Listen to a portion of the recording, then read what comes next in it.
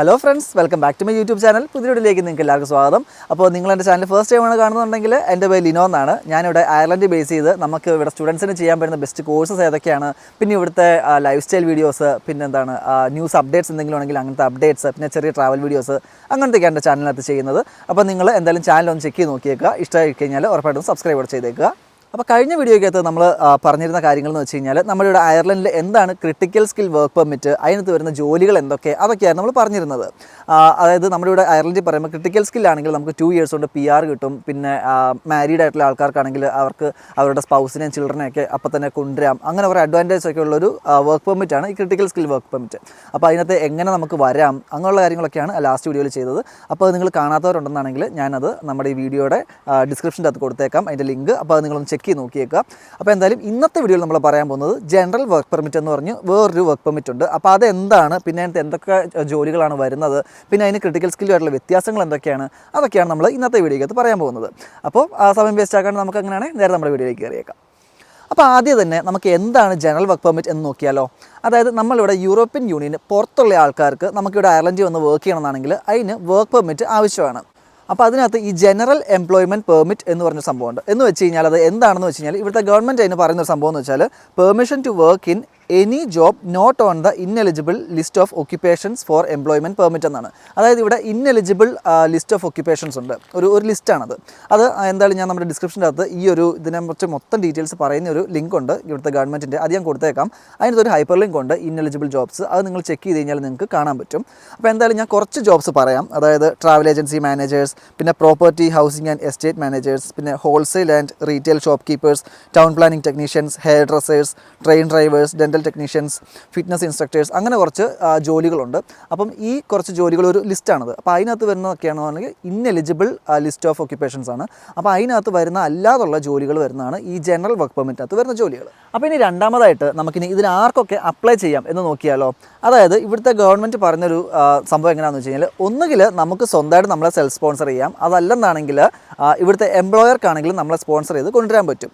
പക്ഷേ അതിന് 2 eligibility criterias അവർ പറയുന്നുണ്ട്. ഒന്ന്, നമുക്ക് ഇപ്പോൾ 2024 പ്രകാരമാണെങ്കിൽ നമുക്ക് 34,000 euros എങ്കിലും ആനുവൽ സാലറി വരുന്ന ഒരു ജോലി, നമുക്ക് ഒരു ജോബ് ഓഫർ ഉണ്ടായിരിക്കണം. അതാണ് ഫസ്റ്റ് റിക്വയർമെൻറ്റ്. അങ്ങനെ ഒരു ജോബ് ഓഫർ നമുക്ക് എന്തായാലും ഉണ്ടായിരിക്കണം ജനറൽ വർക്ക് പെർമിറ്റ് നമുക്ക് അപ്ലൈ ചെയ്യണമെന്നാണെങ്കിൽ.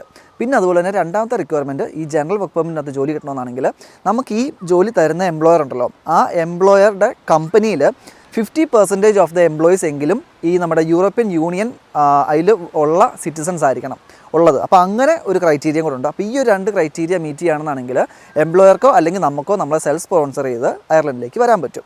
അപ്പോൾ ഞാനിപ്പോൾ ഈ പറഞ്ഞ 34,000 euros പറഞ്ഞില്ലേ, അതിന് ഒരു 2 എക്സംഷൻസ് ഉണ്ട്. ഒന്നെന്ന് വെച്ച് കഴിഞ്ഞാൽ നമുക്കിപ്പം ജോലി കിട്ടുന്നത് മീറ്റ് പ്രോസസ്സിംഗ് ഓപ്പറേറ്റീവ് അല്ലെങ്കിൽ ഹോർട്ടിക്കൾച്ചറൽ ഓപ്പറേറ്റീവ് ആയിട്ടാണ് ജോലി കിട്ടുന്നതെന്നുണ്ടെങ്കിൽ നമുക്ക് നമ്മുടെ ഈ 34,000 euro ആനുവൽ സാലറി എന്നുള്ളത് 30,000 euro ആയിട്ട് കുറയും.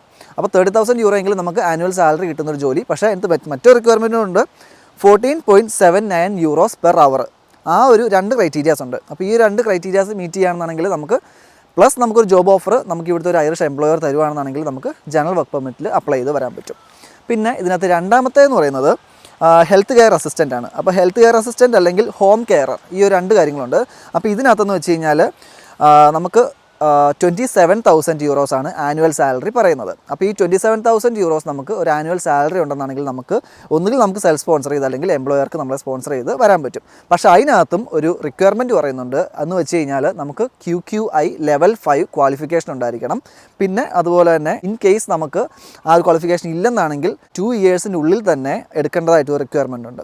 അപ്പോൾ എന്തായാലും നമ്മൾ ഇതിനകത്ത് ശ്രദ്ധിക്കേണ്ട കാര്യം, ഒരു വാലിഡ് ഒരു ജോബ് ഓഫർ ഉണ്ടായിരിക്കണം. പിന്നെ അതുപോലെ തന്നെ എംപ്ലോയർ ചെയ്യേണ്ട ഒരു സംഭവമുണ്ട്. എന്ന് വെച്ച് കഴിഞ്ഞാൽ അത് നമുക്കറിയേണ്ട കാര്യമല്ല, എന്നാൽ പോലും പറയാം. അതായത് എംപ്ലോയർ ചെയ്യുന്നൊരു സംഭവം എന്ന് വെച്ച് കഴിഞ്ഞാൽ ലേബർ മാർക്കറ്റ് നീഡ്സ് ടെസ്റ്റ് എന്ന് പറഞ്ഞൊരു ടെസ്റ്റ് ഉണ്ട്. അപ്പോൾ ആ ഒരു സംഭവം ആൾ ചെയ്യണം. എന്ന് വെച്ച് കഴിഞ്ഞാൽ അതായത് നമ്മുടെ ഇവിടുത്തെ അയർലൻഡിൽ ഉള്ള ആളുകൾക്ക്, അതായത് അങ്ങനെ ഒരാളെ കിട്ടാഞ്ഞിട്ടാണ് അവർ പുറത്തുനിന്ന് ഒരാളെ എടുക്കുന്നതെന്ന് അവർ തെളിയിക്കണം.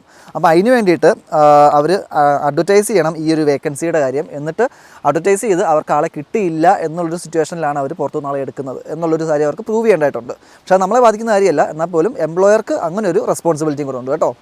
അപ്പോൾ ഇനി അടുത്തായിട്ട് നമുക്ക് ഇതിന് എങ്ങനെയാണ് അപ്ലൈ ചെയ്യേണ്ടതെന്ന് നോക്കിയാലോ.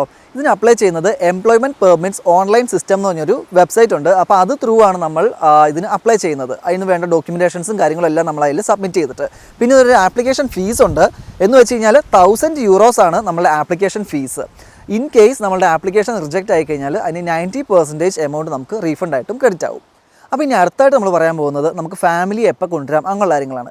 ഈ ഒരു ഏരിയ വരുമ്പോഴത്തേന് ക്രിട്ടിക്കൽ സ്കിൽ വർക്ക് പെർമിറ്റിൽ നിന്ന് ഭയങ്കര വ്യത്യാസമാണ് ഇവിടെ. കാര്യം ക്രിട്ടിക്കൽ വർക്ക് പെർമിറ്റ് ആണെങ്കിൽ നമുക്ക് ഇമ്മീഡിയറ്റ്ലി നമുക്ക് നമ്മുടെ സ്പൗസിനെയും ചിൽഡ്രനെയൊക്കെ കൊണ്ടുവരാൻ പറ്റും. പക്ഷേ ജനറൽ വർക്ക് പെർമിറ്റ് ആണെന്നുണ്ടെങ്കിൽ നമ്മൾ 1 year അതിന് വെയിറ്റ് ചെയ്യണം. 1 year നമ്മൾ ആ ഒരു വിസയിൽ നിന്നതിന് ശേഷം മാത്രമേ നമുക്ക് സ്പൗസിനെയും ചിൽഡ്രനെയും കൊണ്ടുവരാനുള്ളൊരു ഓപ്ഷൻ ഉള്ളൂ ഈ ജനറൽ വർക്ക് പെർമിറ്റിനകത്താണെങ്കിൽ. അപ്പോൾ ഇനി നമുക്ക് അവസാനമായിട്ട് നമുക്കിവിടെ അയർലൻഡിൽ സ്റ്റാമ്പ് 4 പിന്നെ സിറ്റിസൺഷിപ്പ് അതിനൊക്കെ അപ്ലൈ ചെയ്യണമെന്നുണ്ടെങ്കിൽ അതിൻ്റെ ക്രൈറ്റീരിയാസ് നോക്കിയാലോ.